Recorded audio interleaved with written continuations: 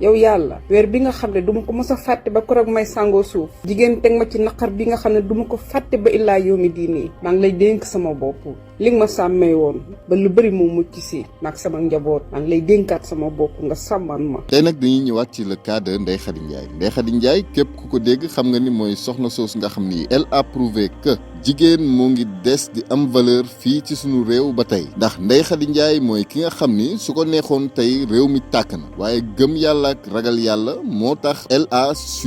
a pu sauver de nombreuses vies. Ndeye Khady Ndiaye bokk na ci ñi nga xam ni ñoo tax ñu gëm ni doomu aadama am na valeur ba tey surtout nag jigéen moo tax à la suite de la dernière vidéo bi nga xam ni moom nañ ko jagleloon ñu def benn sondage pour xool seen taxawaay di leen laaj ndax Ndeye Khady Ndiaye mérité na ñu dédié ko la journée du 8 mars 2022 sur 515 votes à 97% vous avez voté pour. Donc Ndeye Khady Ndiaye mérite amplement à l'avis d'une majorité écrasante qu'on lui dédie la journée du 8 mars. Dans cette vidéo di ngeen dégg Ndeye Khady Ndiaye benn message bu touchant boo xam ne bàyyil nañu ko jox nañu ko par rapport ak li nga xam ni moom la dund ci mars 2021 mu doon lu metti ñu bëgg rek wax Ndeye Khady Ndiaye ne ko ñun le Sénégal nous disons non duñ la bàyyi nga gën ñoo gore ndax li nga def suñu xol yi Ndeye Khady Ndiaye yàlla rek moo la ko mën a fay li nga xam ni moom nag la ñuy yëg ci yow Ndeye Khady Ndiaye bu ñu toogoon fii di ko wax vidéo bii dina durer at da nga tax ñu gën a gëm ni jigéen yu am ngor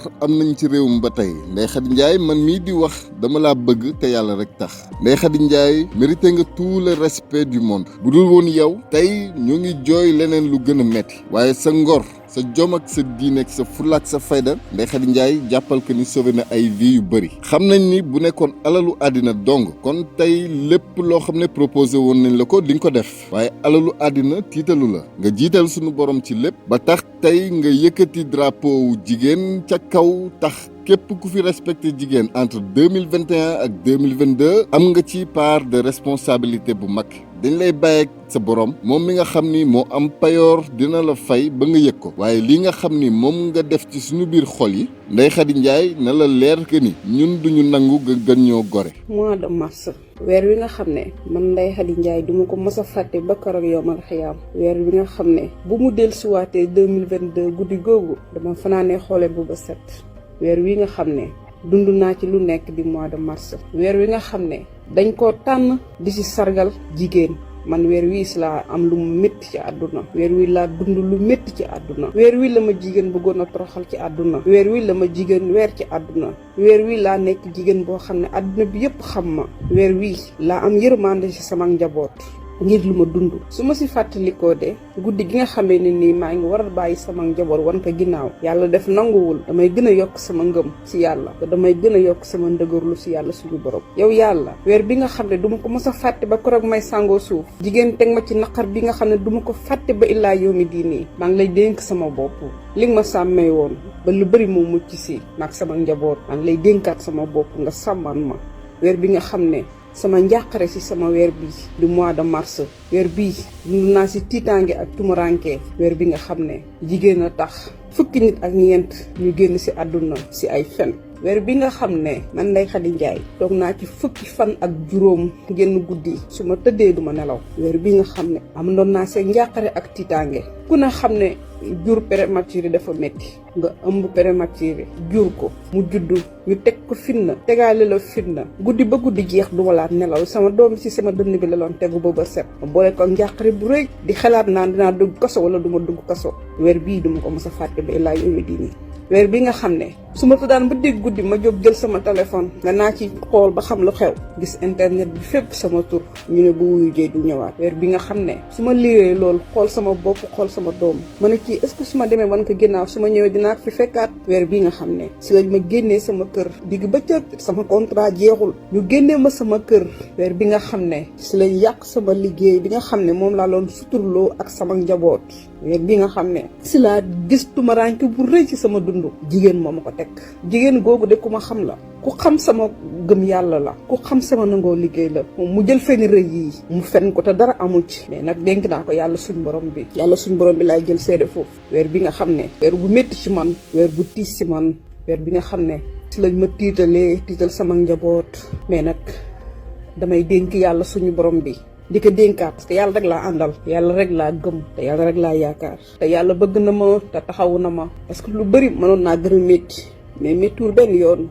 maa ngi ko koy dénkaat weer bii weer bu méttee ngi nii mu sàmm ma sàmm sama njaboot sàmm sama borom kër mu aar ma aar sama njaboot aar sama borom kër parce que xaw ma lu dul liggéey ak jaamu yàlla toog sama kër kenn mësumaa xam tey ma xëy ñu dugal ma ci ay wax yoo xam ne kenn xamee wun ma ko maa ngi dénkaat sama bopp yàlla di ko dénkaat sama njaboot. maa ngi ñaan nag képp koo xam ne yaa ngi seetaan vidéo bi nga bàyyi sa avis nga bàyyi surtout ay ñaan ndax Ndeye Khady Ndiaye li mu soxla du xaalis boo xam ne luñ ko mën a dajaleel la jox ko ndax bu nekkoon xaalis ak alalu àddina dong tey dina ci yor ba doyal waaye li mu gën a soxla mooy tey ñu ñaanal ko ñu wan ko à quel point nous lui sommes reconnaissants mu xam ni dinañ ko taxaw mu xam ni ay sénégalais la amal affaire Ndeye Khady Ndiaye jigéen la ju mën góor ndax Ndeye Khady Ndiaye mooy ki nga xam ni moo njëkk a jël bakkenam teg ko ci mbedd bi ne leen jël leen buñ koy rey nañ ko rey waaye nañ ko rey ci dëgg mu doon un exemple boo xam ne képp kuy góor ak képp kuy jigéen war na koo suivre donc Ndeye Khady Ndiaye encore une fois ñun le Sénégal doo ñu gën a gore moo tax képp koo xam ne patriote nga maa ngi lay ñaan ñu wan ginnaaw kee nga xam ni moom moo xam ay perte en matériel moo xam ci lépp lu mënti doon te ñu sargal kii nga xam ni mooy Ndeye Khady Ndiaye mois de mars bii passé ni mu méttee ci moom ak ni ñu koy waxee nii nañu fexe ba mois de mars bii nii neex ci moom ak dundam lépp lu ci topp Ndeye Khady Ndiaye dafa war a